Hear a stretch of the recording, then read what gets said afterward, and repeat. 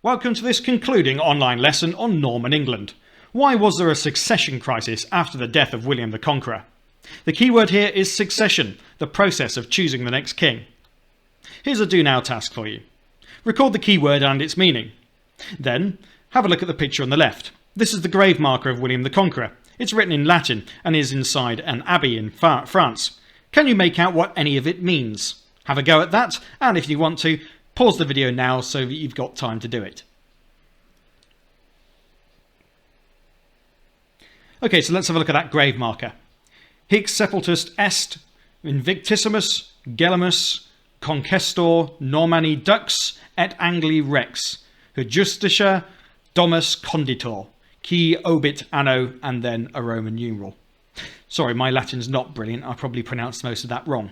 But what it basically means is, here was buried the invincible William.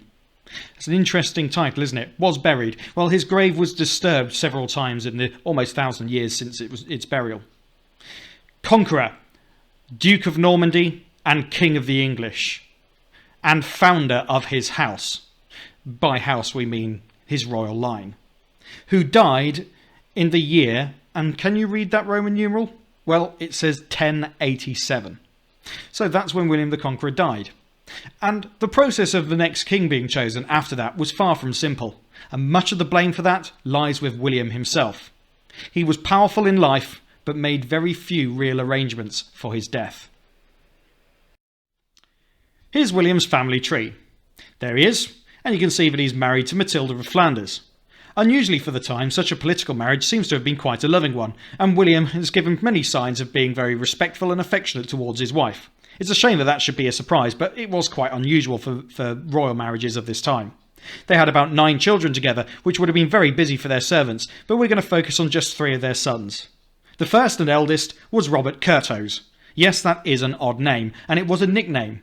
It turns out that Robert Curhose was probably quite short, because Curhose, well, it really means dumpy legs or short trousers or something like that. Curt means short and hose are trousers. So it looks like William gave him that nickname as an unkindness. Then we have William Rufus. Rufus means red. This meant that he was either red-faced, or he had red hair, or he was quick to anger. It seems that William always liked Rufus more than William Rufus rather than Robert Curhose. And lastly, son number 3. His name was Henry. He plays little part in this story, but he later became the King of England as Henry I. Your tasks then. Create your own version of this family tree. This is best done in the middle of a large page, leaving plenty of space for further notes around the outside. You could do this on a computer so that you can adjust the sizes of things if you need to, or if not, do it on an A3 piece of paper on a double page spread if you're able to. Secondly, add relevant details about Henry's sons, and about his wife if you like. And excluding Henry, which son do you think was William's favourite? And why do you think this? Pause the video now while you complete those tasks.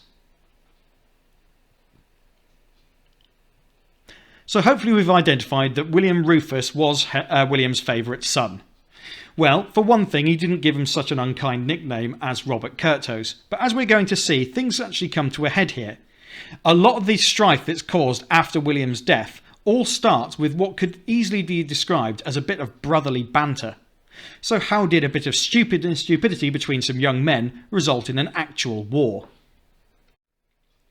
Well, this is where we move from a prank to a war.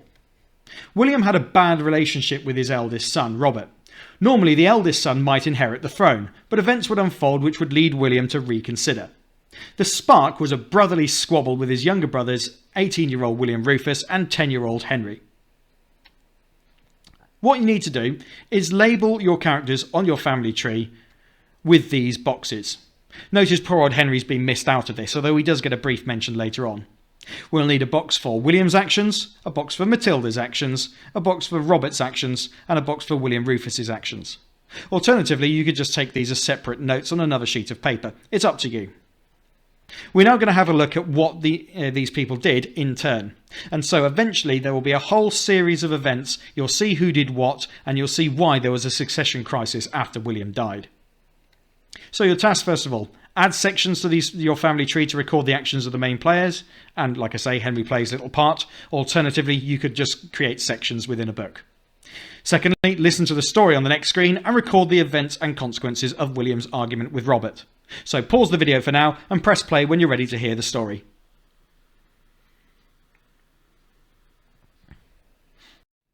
So, our story starts with William Rufus's actions, helped by his brother Henry by the looks of things. In 1077, William Rufus threw a bucket of water over Robert. This led to a fight that their father had to break up. Notice I've put water in inverted commas there. There is some suggestion that it was something rather less pleasant than water, possibly an emptying of a chamber pot that had been used the night before. So let's see how Robert responded to having wee thrown all over his head. Robert was furious that his father did not punish William and Henry for mocking him. In fact, it seems that William the Conqueror found it quite funny. He tried to take Rouen Castle, then fled, and then launched repeated raids on William's lands. That seems like quite the overreaction, but at this time, dishonour was really bad. Matilda's actions were as follows. Unknown to her husband, Matilda sent money to support Robert. After all, he was still her son, and she loved him. William went to battle with Robert in 1079. Here's the awkward bit. Robert won. William had to retreat, humiliated, using a horse that Robert gave him. Okay, pause the video here and add the first 4 stages of the story.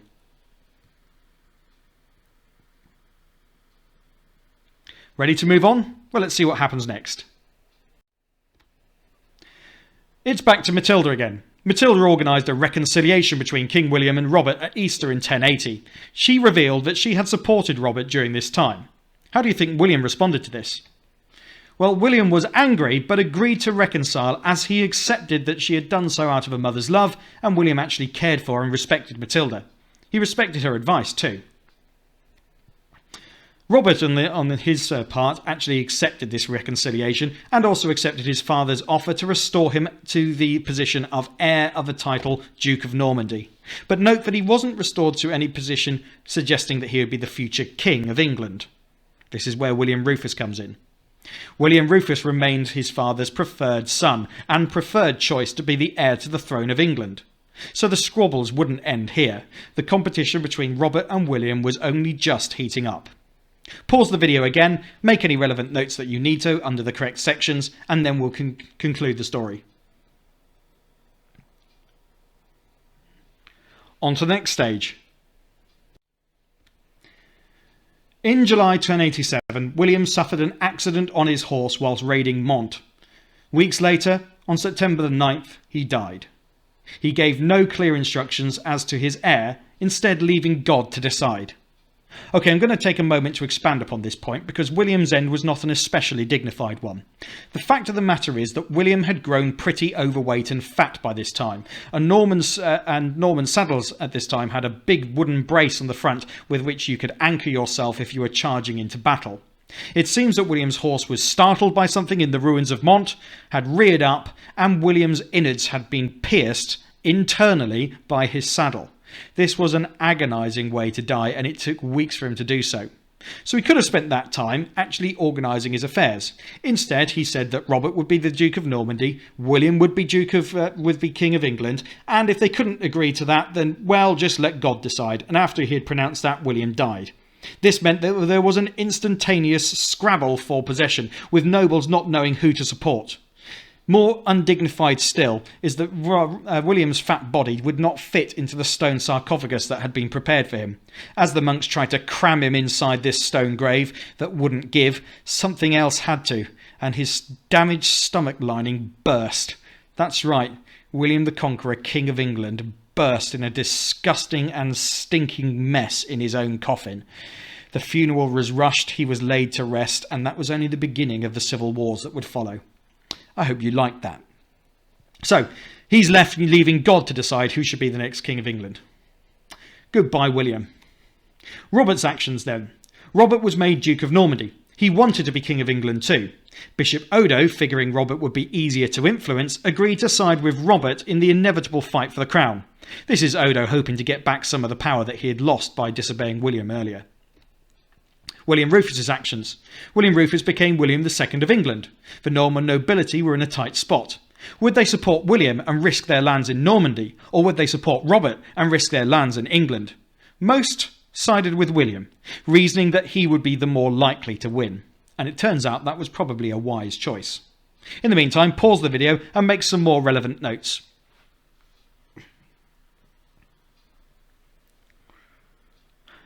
Let's go on to the very end of the story. Odo and Robert of Mortain launched a rebellion against William Rufus and also encouraged rebellions in the Welsh Marches, Norwich and the west of England. All of these rebellions failed. Besieged in Pevensey Castle, Odo and Robert of Mortain were captured. Odo was exiled and Robert died in 1134, having never become King of England. Bye-bye. On the other hand, he actually did outlive his brother. William II defeated the rebellions. The English supported him, hoping that he would bring stability. William also promised to overturn the unpopular forest laws. But he went back on all of his promises, so it looks like he took after his father after all. Ironically, he was killed in the New Forest while hunting in 1100, and it's not clear whether that was an accident involving a crossbow or a murder. Henry later became king. So bye-bye William, and well done Henry. War continued over Normandy until Robert's death in 1134. Henry, for his part, died only a year later in 1135, apparently after eating a surfeit of lampreys. In other words, he ate too many of these disgusting eel sort of creatures, which apparently were one of his favourite foods. Or maybe he was poisoned, because that itself led to a further civil war and an absolute age of strife in England, where it wasn't agreed as to whether King Stephen should be king or whether the Empress Matilda should be queen. But ultimately that's a story for another time. So pause the video here and make your final notes about the succession crisis story.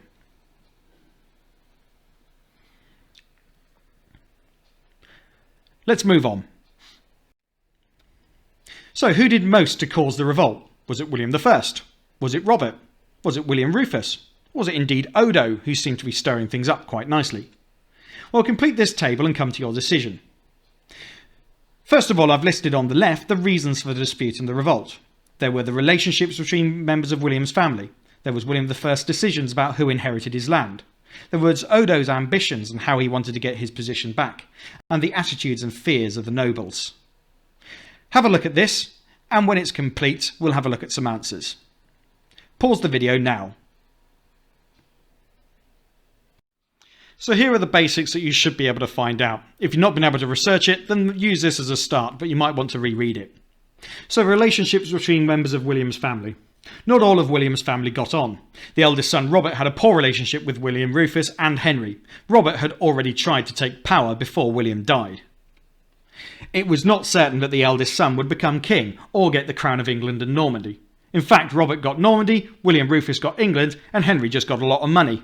King William was believed to have said that he would leave it to God to decide who later became king.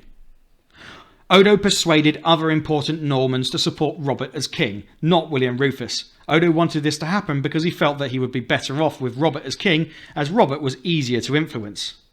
But many nobles had to choose a side because they had land in both Normandy and England, so basically two rulers they had to keep happy. They had to take a side, and many of them chose William, but a few important ones did choose Robert too. Okay, complete your notes if you need to, and if you're in that position, then press pause now. If not, we'll proceed.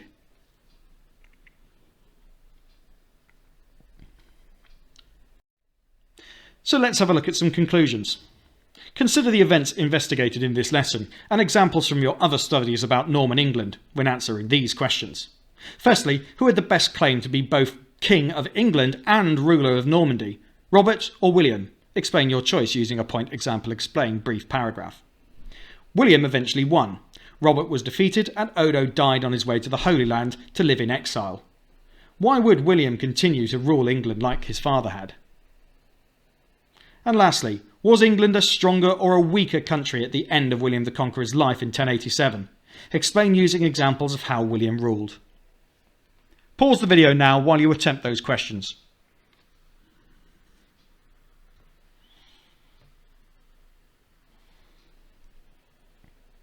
So it's up to your opinion as to who had the stronger claim, though it looks like William Rufus was overall the more supported and therefore probably had the stronger claim, though of course the usual convention was that the eldest son got this, so it's anyone's guess. William did eventually win, so why would he continue to rule England like his father had? Well, although he had made these concessions to try and get the English on side, he had seen that William's style of rule had made him tremendously powerful.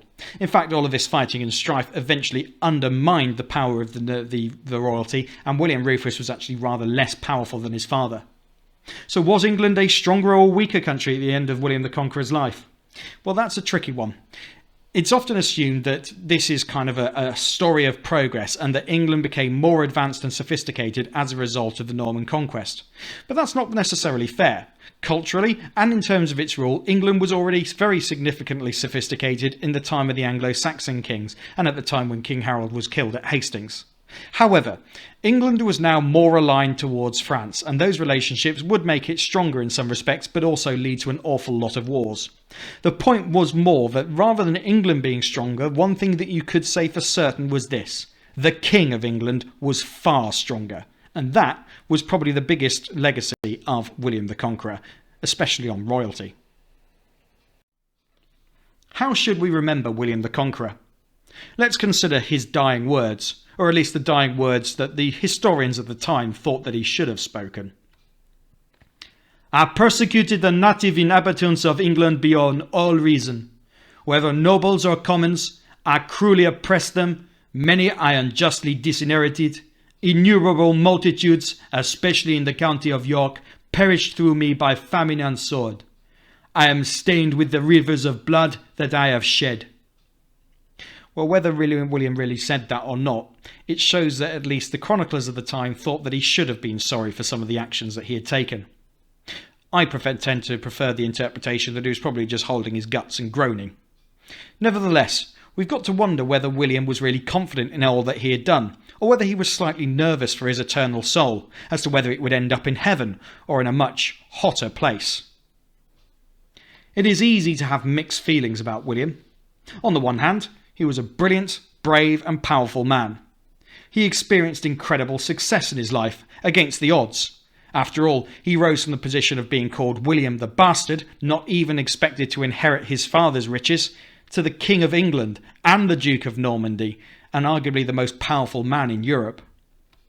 He also changed the course of English and European history forever, but it's up to us as historians to decide whether he did that for the better or the worse. On the other hand, he brutally killed both his opponents and the innocent alike, and his laws were often unjust, and he completely oppressed the Saxon English. I confess that my own experience of studying about William has undergone a bit of a change. For many years, I kind of felt sorry for the Anglo-Saxons under the Norman oppression. It was clear that an awful lot of terrible crimes were done to them, although it did eventually introduce a bit more stability. Ultimately, there was something in me that always rooted for King Harold at Hastings. I kind of hoped against the odds and despite the obvious facts that he kind of would win. And obviously that's a ridiculous thing to do because it's so obvious and famous that he lost. I don't know why I felt like this. Maybe it was because I saw Harold as something of an underdog, and it just seemed a bit of a shame that the English at the time lost against a foreign invader. But recently, my thoughts have had to change. Here's why. About 2 years ago, I discovered through family history that William is my granddad. My 28th great-grandfather, to be precise. Our common ancestor is King Edward III of England, who had a son, who had an illegitimate daughter, who married into minor nobility, and so on and so on and so forth, until eventually you end up with me. But it is a direct line of succession. Now, this is remarkable to find out, but actually it would be true of many, many thousands of people in this country, if they were able to trace it, as I fortunately was. But it leads me to one really awkward realisation. If William the Conqueror had not won on that day on the 14th of October 1066, if William the Conqueror had been killed in his conquest of England or assassinated during one of the rebellions, if any of that had happened, then I wouldn't be here today, and I wouldn't be delivering this course. Truly, sometimes we've got to realise that these big events in history do matter to us, and without them, it is very realistic that we simply wouldn't be here today without them. So no matter what my feelings towards William, no matter what my feelings towards what happened to Harold and the rest of England under the Norman conquest, I do have to accept one thing, and that's that you simply can't choose your family. And on that note, I hope that you found this interesting, and if you have, please like this video and subscribe to the channel. For now, I shall say, in the style of my great-great-great-grandfather 28 times over, au revoir.